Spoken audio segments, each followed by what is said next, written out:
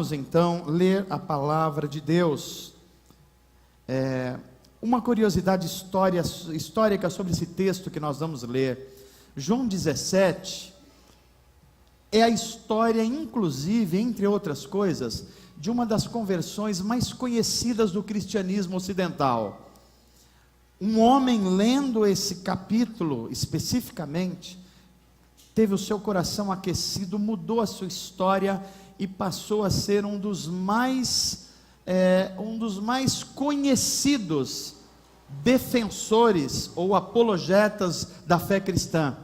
O seu nome é Blaise Pascal. Pascal, um francês, um cientista, um matemático, que já era um cristão frequentador da igreja, mas um dia ele se deparou sobre esse texto, e cada palavra fez ferver o seu coração, e ele escreveu depois um livro chamado Pensamentos, que é um primor de livro, de literatura, de teologia, sobre qualquer ponto de vista. Se você puder, um dia leia Pensamentos de Blaise Pascal, e você vai ver uma fé genuína, pura e bela, coisas que só a Bíblia Sagrada pode fazer. Vamos ler então esse texto. Eu queria ler com você o capítulo inteiro de João 17. Todos acharam?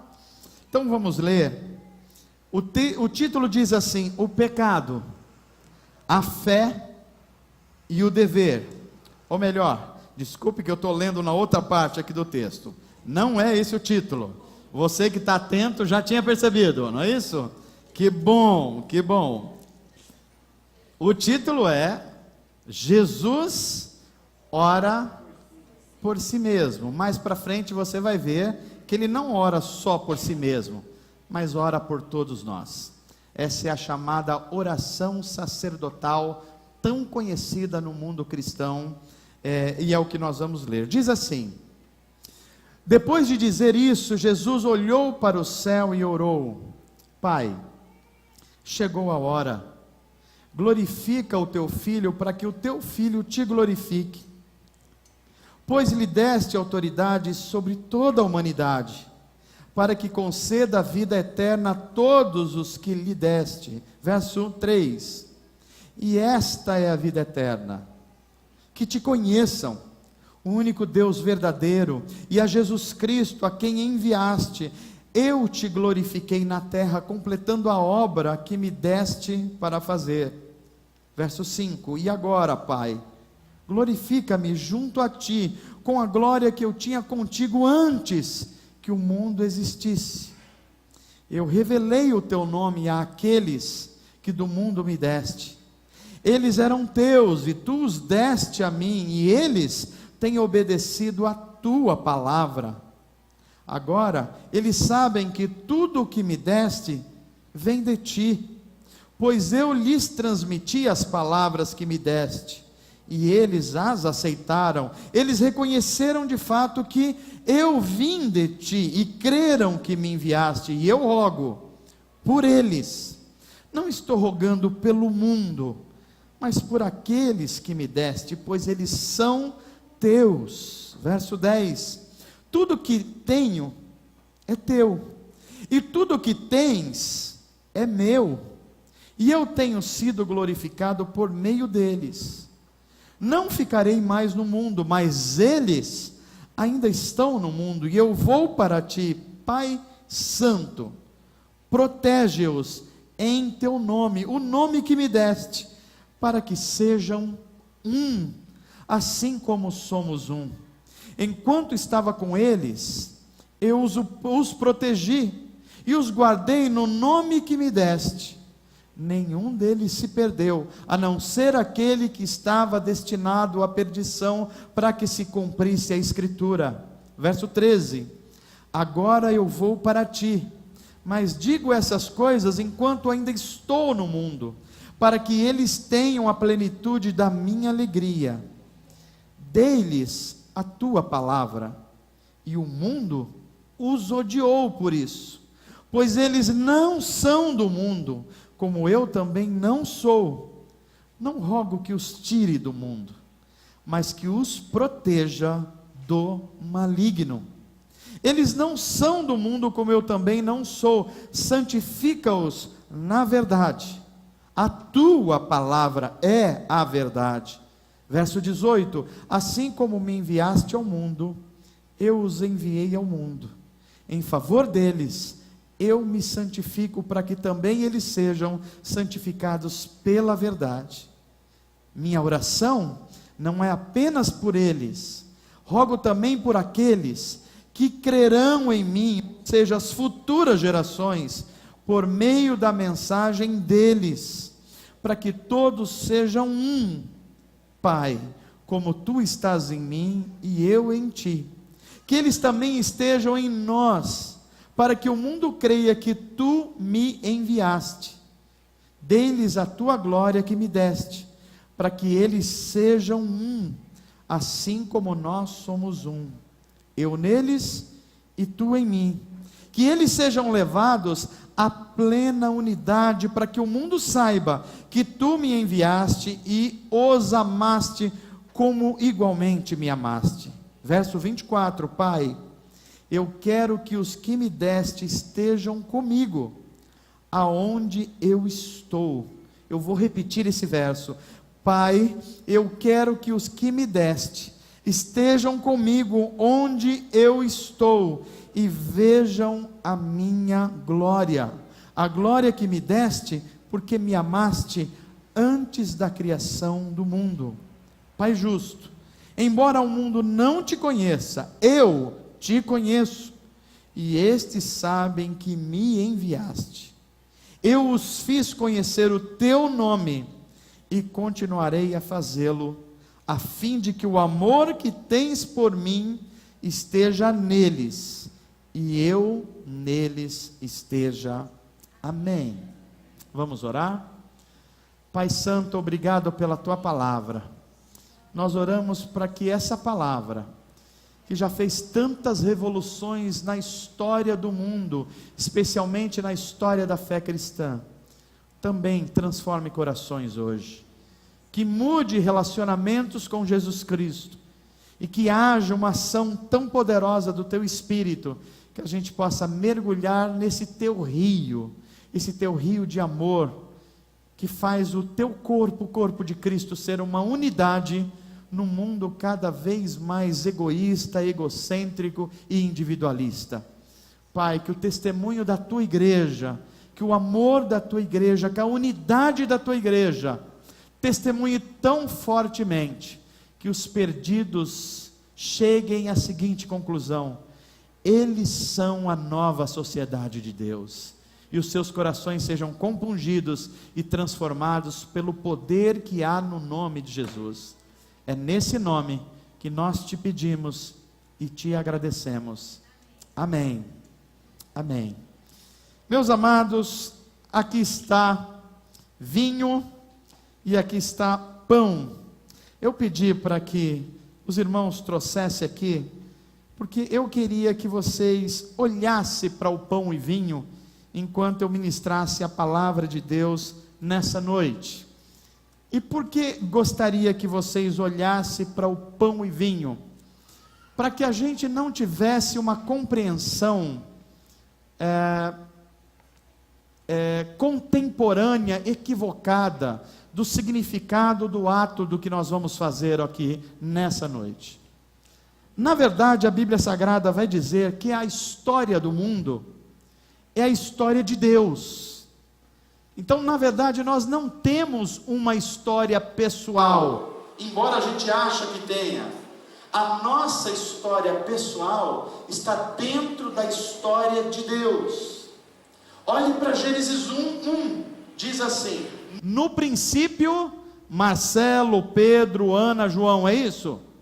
No princípio quem? Deus. A Bíblia começa dizendo: no princípio o que há é Deus, e a história que vai ser contada é a história de Deus. Mas qual história? A história de um Deus que se revela à sua criação. A história de um Deus que cria um mundo que vai ser preparado para o ser humano viver. E Deus cria o ser humano, E ao criar o ser humano, esse ser humano está dentro da sua própria história, a história de Deus. E à medida que nós vamos lendo o Gênesis, nós vamos percebendo que a história de Deus vai sendo revelada. Primeiro, uma história de que Ele chama o ser humano para andar consigo, para viver num relacionamento em que Deus falava pessoalmente com o ser humano. Quando a Bíblia diz que Deus diz Adão, ela não está dizendo que é um profeta, que Deus fala ao profeta e o profeta fala a Adão, não. É Deus que está falando diretamente com o ser humano. Gênesis 1, 2 e parte do 3, Deus fala direto com o ser humano. Mas a partir de Gênesis 3 há uma ruptura. E agora o ser humano não tem contato mais direto com o seu Criador. O ser humano perde a sua identidade. E perdendo a sua identidade, agora ele não sabe mais quem ele é. A prova disso é que quando Adão peca, Deus olha e diz assim: Adão, aonde você está? E Deus está falando de algo que é posicional. Adão andava do lado de Deus e Deus do lado dele. Eles conversavam, criador e criatura. Agora Adão está em algum lugar existencial separado de Deus. Ele perde a sua identidade. E a história de Deus vai se desenvolvendo. E Deus, para trazer de novo o homem para perto dele, para o homem recuperar o seu lugar na história de Deus, Deus chama Noé. Mas a geração de Noé também fracassa. Então Deus começa um trabalho que a Bíblia vai nos ensinar, chamado de separação ou santificação da vida. O livro todo de Gênesis é o chamado de separação de um homem. O seu nome é Abraão.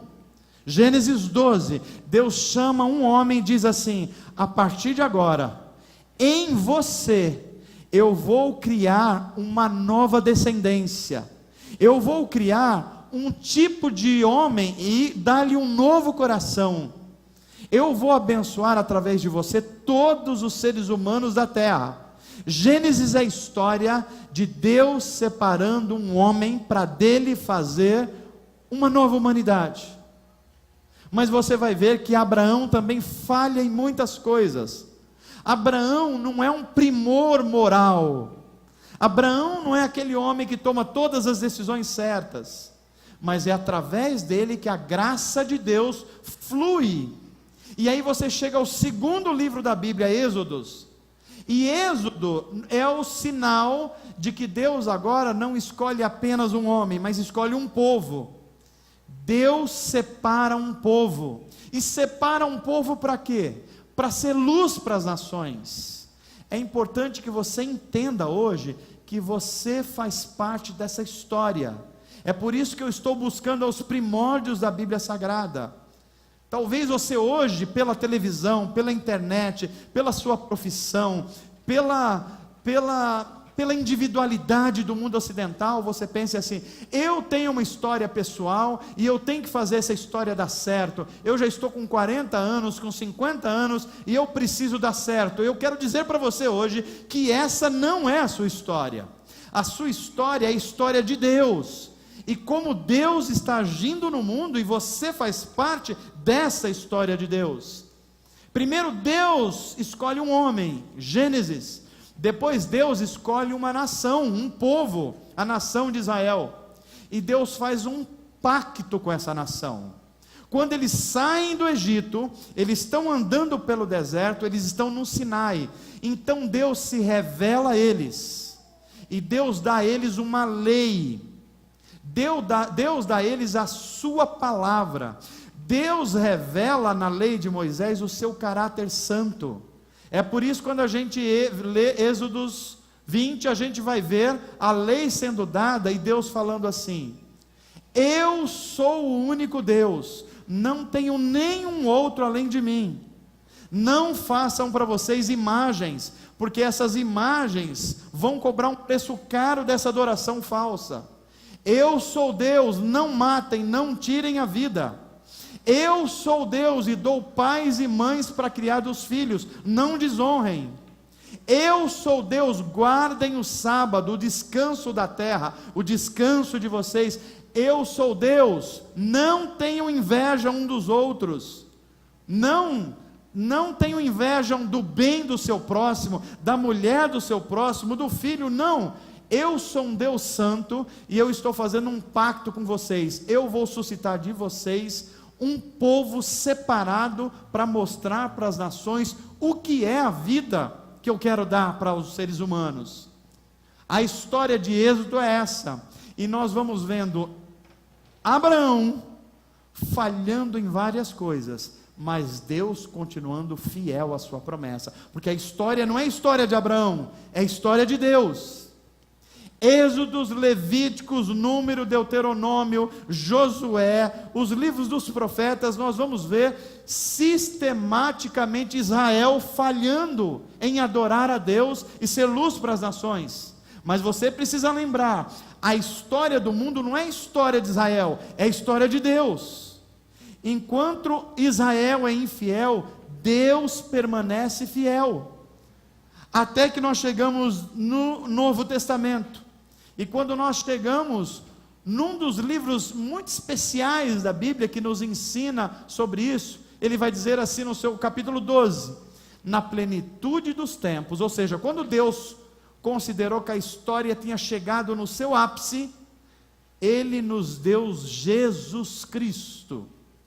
E Jesus Cristo agora é a confirmação de que a história do mundo é a história de Deus. Se Abraão falhou em muitos aspectos, Deus não. Se a nação de Israel falhou em muitos aspectos, Deus não. Mas agora Deus nos dá alguém, ou melhor, Ele vem morar conosco na pessoa de Jesus Cristo, e Ele olha para Jesus Cristo, e uma das expressões mais belas é o batismo de Jesus, porque quando Jesus está saindo do batismo, feito por João Batista, olha Deus dando testemunho de si mesmo: este é o meu filho amado, em que eu tenho grande alegria e prazer. Era como se Deus estivesse falando assim: olhem para a minha história. Abraão, eu chamei ele, mas ele é limitado, ele é homem pecador e falhou. A nação de Israel, eu também separei como um povo, mas eles falharam. Mas como a história é minha, agora eu dei a vocês o meu filho. Olhem para ele, vivam como ele, ouçam ele, vivam pela vida dele, e vocês vão ver que esse relacionamento agora vai ser perfeito. Vocês agora vão me conhecer de verdade. Se as escrituras que eu dei para vocês, vocês não conseguiram seguir, se a oração que eu dei para vocês como meio da graça falhou, ou vocês falharam com ela, agora eu lhes dou Jesus Cristo, meu Filho. Nele vocês vão conhecer quem eu sou. A história de Deus na Bíblia Sagrada é uma história de separação e de envio. Primeiro Deus envia ou separa Abraão, depois Deus separa Israel, mas na plenitude dos tempos, Deus envia Jesus Cristo. E talvez até agora você está olhando para mim falando: pastor, o que isso tem a ver com a ceia e comigo? Tem tudo. Deixa eu explicar para você. Porque depois de Deus nos dar Abraão e nos dar Israel, como exemplos de que a graça de Deus superabundou o pecado de Abraão e de Israel, Ele nos dá Jesus Cristo. Mas em Ele nos dando Jesus Cristo, Ele nos dá também uma missão em Jesus Cristo. Porque depois que Jesus Cristo está orando, João 17, a oração que nós lemos, Ele está na verdade preparando a igreja para ser a sua própria expressão no mundo.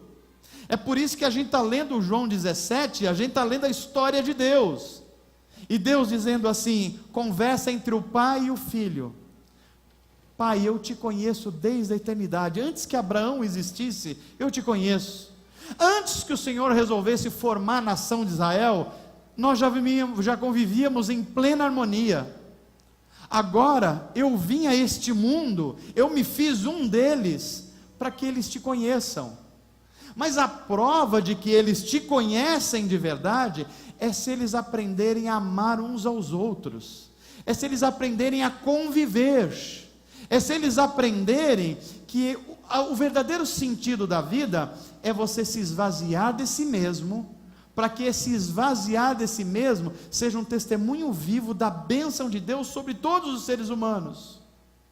E aí que a nossa história se conecta com a história de Deus. Por quê? Porque quando Jesus, ele fala, eu vou voltar para o céu, mas eu vou deixar o meu espírito com eles. E a prova que o meu espírito, portanto a minha presença está neles, é que eles vão viver como um, eles vão viver em unidade, eles vão ser um modelo de sociedade. Se a sociedade sem Deus vive de um jeito, eles vão mostrar que a sociedade de Deus vive de outro. Se a sociedade de Deus vive cada um por si, como se Deus pudesse ser por todos, não, na minha sociedade, eles vão viver em unidade, e a prova disso, é que eu vou me manifestar no meio deles, quando eles estiverem reunidos no meu nome, participando da minha mesa, comendo do pão e tomando do vinho. Meus irmãos, veja a grandeza desse ato que nós vamos participar agora. Há 3.500 anos atrás, Deus chama Moisés, e através dele liberta um povo. Esse povo ganha um contrato com Deus, um acordo com Deus, uma aliança no Sinai. E qual é a aliança? Eu vou ser o Deus de vocês, e vocês serão o meu povo. Aquela nação se perdeu no deserto, mas a promessa e a aliança chega até nós hoje. Eles comeram um maná que Deus mandava todo dia. Nós estamos participando do pão da ceia, que é o símbolo de que nós somos o povo de Deus, e Deus é o nosso Deus, amém, gente? Quando nós participamos do vinho, Deus está falando da aliança de Jeremias 31, através do profeta Jeremias, Deus olha para a nação de Israel e fala assim, olha, vocês falharam, vocês não foram a nação que era para ser luz para os cananeus, para os egípcios, para todas as nações. Vocês falharam, e falharam porque o coração de vocês é mau, o coração de vocês é inclinado para vocês mesmos, mas está chegando uma época, e já chegou, que eu vou dar a vocês um novo coração. Eu vou tirar o coração de pedra, e vou dar um coração de carne a vocês. Eu vou dar um coração segundo as minhas leis. E uma das palavras mais lindas da Bíblia Sagrada, é que Deus diz assim, eu agora não vou ensinar a vocês a minha lei, eu vou gravar no coração de vocês a minha lei, para que vocês jamais pequem contra mim. E como é que Deus gravou essa lei no coração humano? Na plenitude dos tempos, quando Jesus Cristo vem e diz assim, eu sou o caminho, eu sou a verdade, e eu sou a vida. O que a humanidade está procurando desde o primórdio dos tempos, agora eu estou aqui em carne, em osso, em pessoa. Olhem para mim, se vocês olharem para mim, vocês verão o Pai. Filipe ainda chega para Jesus e fala assim, mestre, o senhor fala tanto no Pai, a gente queria tanto conhecer esse Deus maravilhoso que o senhor diz. Ele fala, Filipe, quem está vendo a mim, está vendo o Pai. E na ceia do Senhor nós temos essa oportunidade. O que é ceia? A ceia significa uma série de coisas preciosas, das quais a gente jamais pode esquecer. Primeiro, ela é uma ordenança de Jesus. Nós estamos fazendo um esforço aqui na nossa comunidade, para que você não ache que a ceia é mais um tipo de cerimônia, para que você não entenda a ceia de uma forma em que você não tenha paixão por Jesus Cristo e não se derrame diante do altar dele. A ceia não é uma coisa que você faz mais uma vez por mês, não. é uma ordenança de Jesus. Você não pode ser discípulo de Jesus se você não estiver ligado a Ele pelo ato da ceia do Senhor. Há pessoas hoje que entendem que o tempo disso passou, que a ceia agora alguém pode fazer pela televisão, e alguém ministra lá de um canal, e você pega um pão e come, e isso é ceia. Não, isso não pode ser ceia. O que Jesus disse é: todas as vezes que eles se reunirem como uma comunidade, no meu nome, sobre os meus ensinamentos, sobre o poder do meu Espírito Santo, quando eles participarem do pão e do vinho, eu vou me fazer presente no meio deles. A presença real de Jesus Cristo através dos sacramentos. E quando nós estamos falando sacramento, às vezes os evangélicos têm dificuldade com esse nome. Então a gente usa ordenança com medo de estar imitando a fé católica. Mas a gente não devia ter medo disso. Por que é um sacramento? Um sacramento é um símbolo de uma realidade espiritual. E Jesus disse exatamente isso para nós: quando vocês se reunirem, façam isso em meu nome, e eu estarei com vocês, a minha presença será real entre vocês. É por isso que quando nós participamos da ceia do Senhor, nós estamos em obediência a Jesus Cristo. Mas há um segundo motivo: quando nós participamos da ceia, nós lembramos que esse é um ato de uma realidade espiritual. Perceba isso. A nação de Israel tem um maná diariamente enquanto eles estavam no deserto. Eles não estavam em casa, eles não estavam em Canaã, terra prometida. O maná lembrava a eles que Deus supria as necessidades diárias até que chegasse à terra prometida. Essa é a realidade espiritual da ceia do Senhor. Você não está em casa. A sua história nesse mundo não é a sua história, é a história de Deus. A Bíblia diz que a nossa casa não é aqui. O nosso descanso não é nesse mundo. Esse mundo nós não vamos ver a plena justiça e a plena misericórdia. Por quê? Porque isso é do mundo vindouro. Mas enquanto o outro mundo de Deus não chega à nova criação, a ceia é uma lembrança de que nós estamos dentro da história de Deus. E comer o pão e tomar o vinho é lembrar: nós estamos em aliança com Deus soberano sobre todas as coisas. A ceia também é uma representação que nos traz à lembrança a história de Deus. Toda vez que Deus quis marcar a libertação do seu povo, Ele marca com um ato de salvação, um ato de redenção. Quando Deus quis livrar Israel dos egípcios, Ele mostra então uma marca de sangue na porta, nos umbrais. Por quê? Porque sangue é vida. Deus está comprando um povo, separando um povo, redimindo um povo.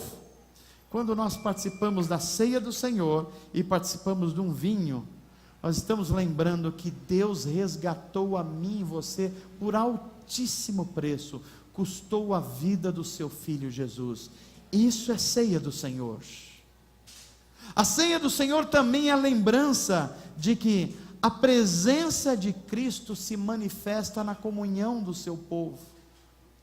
Os evangélicos ao longo do tempo parece que foram perdendo essa percepção do que é a presença real de Cristo em nós.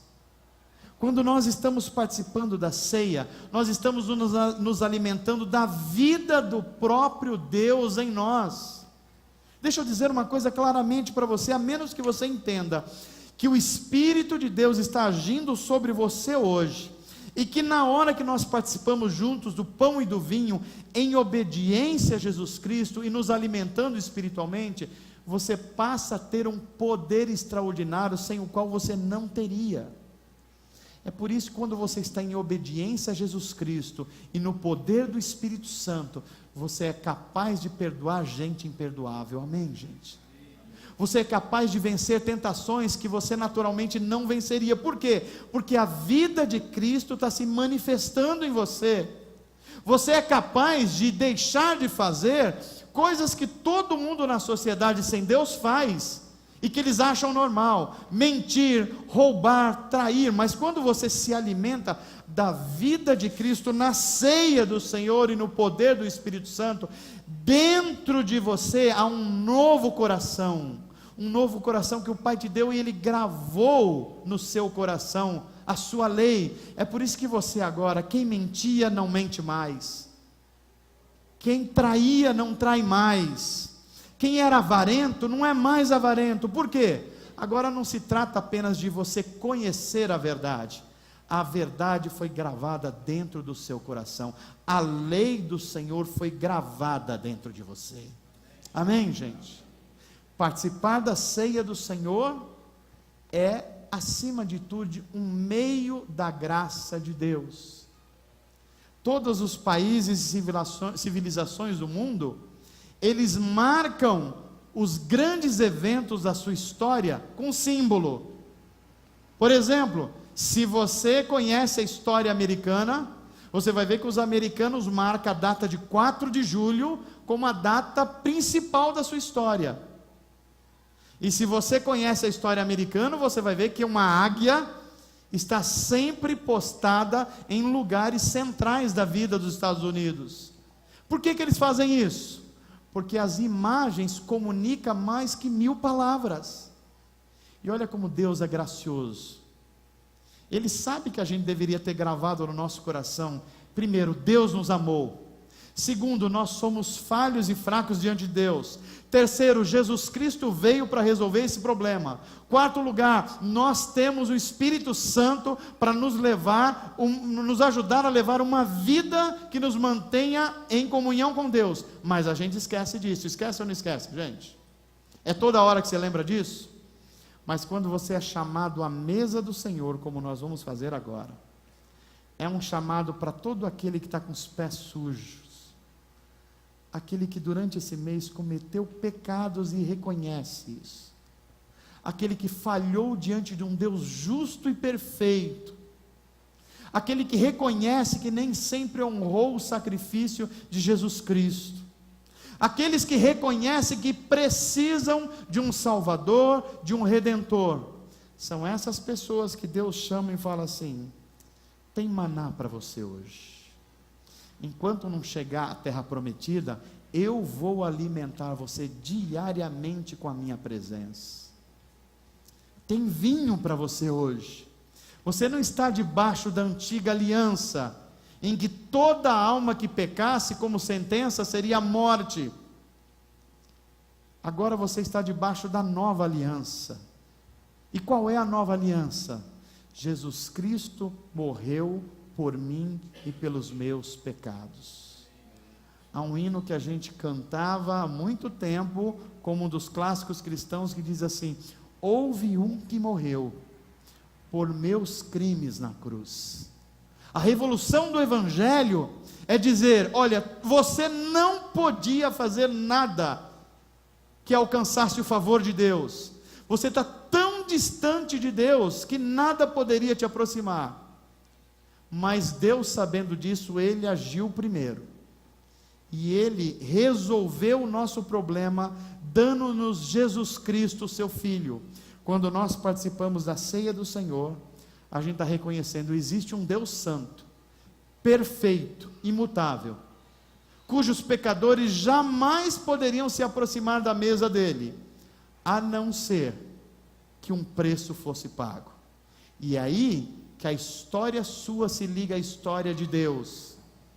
Quando Deus olha para mim e você, na ceia do Senhor, Ele não enxerga seres humanos falhos, Ele enxerga Jesus Cristo, o homem perfeito, aquele que olha para o Pedro, para o João, para a Maria, para o Antônio e diz assim: Pai, é verdade que ele é limitado, mas eu morri justamente por eles. É verdade que eles são pecadores, mas foi por eles que eu dei a minha vida. E aí Deus nos olha através de Jesus Cristo e fala assim: pode vir para a minha mesa, os cegos, os aleijados, os com problemas de moralidade, as prostitutas, o fiscal corrupto, pode vir para a minha mesa.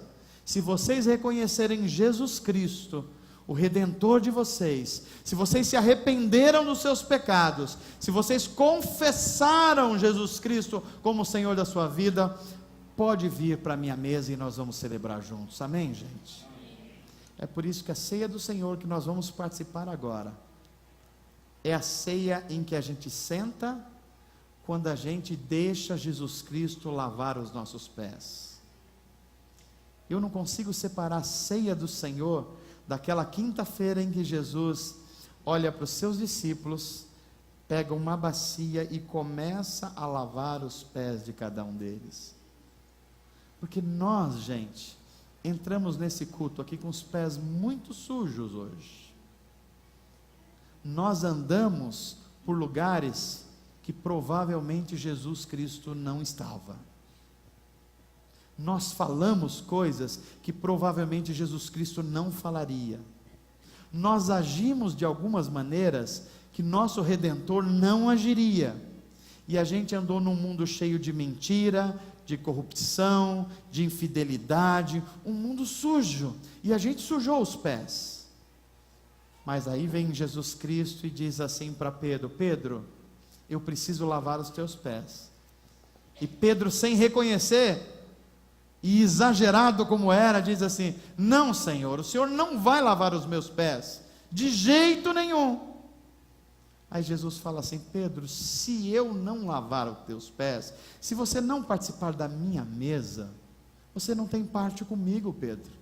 Você não é meu corpo, você não é meu discípulo. Aí Pedro diz assim: Senhor, então me dá um banho logo, lava tudo, Senhor. Mas olha o que Jesus diz para ele: Pedro, não, Pedro, você também não entendeu. Eu estou lavando vocês diariamente pela minha palavra, Pedro. Seu coração está sendo lavado, a sua mente está sendo lavado, a sua vida está sendo lavado. O que você precisa é que quando você se reunir com o meu povo, o meu corpo, aí você deixa eu lavar os teus pés, porque os pés você suja, Pedro. Você anda por aí suja. Você anda num mundo que é muito sujo, mas a hora que você vem à minha mesa, você se arrepende, você confessa os seus pecados, eu te dou pão, eu te dou vinho, que é a minha nova aliança, mas mais do que isso, eu lavo os teus pés que estão sujos, e falo assim: você é meu filho, vem para a mesa de novo, vem para a gente recomeçar a história, vem para eu santificar você, vem para eu separar você, e aí você vai entender que a sua história é a história de Deus, porque assim como Deus separou Abraão, Ele separou você para ser corpo de Cristo também. Assim como Deus separou Israel para ser farol para o mundo, Deus separou a sua igreja para ser a nova sociedade de Deus e refletir essa luz no mundo. A sua história é a história de Deus, e a ceia do Senhor faz essa ligação. Quando eu participo da ceia, eu estou dizendo: Senhor, eu submeto a minha história de vida a uma história muito maior, a história da redenção através de Jesus Cristo. Amém, gente? Que essa palavra fique no seu coração, que você compreenda a ceia do Senhor como um meio, um recurso da graça de Deus. Eu só queria que você se lembrasse, nós pregamos domingo passado 2 meios da graça de Deus. Vocês se lembram qual é o primeiro meio ou recurso que o Espírito dá para nós? Vocês perceberam por que a palavra?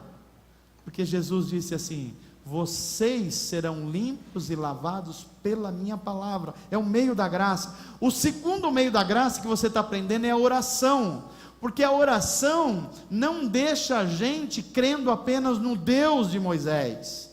A oração faz que a gente se lembre que o Deus de Moisés é o meu Deus hoje. E assim como Moisés falava com ele, eu também falo com ele hoje, por causa de Jesus Cristo. Terceiro meio da graça que você está aprendendo: a ceia do Senhor. A ceia do Senhor é a união da minha história com a história de Deus. Eu faço parte de um povo separado para fazer boas obras no mundo e refletir o amor de Deus na sociedade. Amém, gente? Deus chamou você, Deus chamou cada um de nós, e Deus espera que você não seja um sujeito passivo. Toda vez que a nação de Israel, que foi escolhida e separada por Deus, começava a tentar viver a sua própria vida, do seu próprio jeito, Deus amorosamente permitia que eles passassem por uma dificuldade. Para quê? Para que eles se voltassem a perceber que eles eram povo de Deus, povo escolhido de Deus, para refletir a glória de Deus no mundo. A minha oração é que o Espírito Santo de Deus coloque isso tão forte no seu coração, que você, ao tomar essa ceia hoje, você não está participando apenas de uma cerimônia cristã, mas você está dando visão e participando de uma aliança do Deus eterno com o seu povo hoje, através de Jesus Cristo. Amém, gente? Vamos orar a respeito disso? Eu pediria que você ficasse de pé, e eu chamaria o pastor Israel Januário para vir orar pelos elementos da ceia do Senhor, e pedir para que o Espírito Santo aplicasse essa realidade espiritual a cada um de nós nessa noite. Amém, gente? Mas eu queria que você orasse junto com ele, para que essa aliança que Deus prometeu através de Jeremias seja muito real na sua vida, que você não precise achar que a salvação é algo que você convence Deus que você é bom, mas foi algo que Deus fez primeiro e plantou dentro do seu coração as suas leis. Amém? Vamos orar? Pastor Israel.